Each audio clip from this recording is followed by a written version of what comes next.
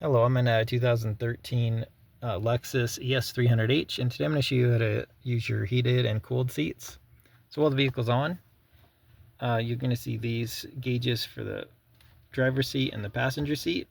Right now it's off, and you'll just slide this to where it's red. This red are your heating activations, so this would be the max heat for your driver's side.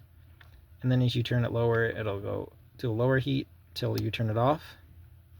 And then as you go into this blue side, it's now turned on the cooled seat, so it's max cooled for this. And then as you go back down, it's lower till it's off. And it's just the same process for this passenger seat.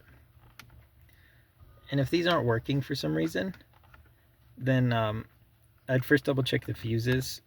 Maybe there's a bad fuse, it's making the system inoperable. If it's not something like that, you might want to check under the seat. Maybe there's like a loose connection or cable that needs reattached or replaced or repaired somehow. And then potentially if you spilled a lot of liquid at some point, maybe the moisture shorted out some sensors or something within the seats. But I hope this was helpful. Hope you have a wonderful day.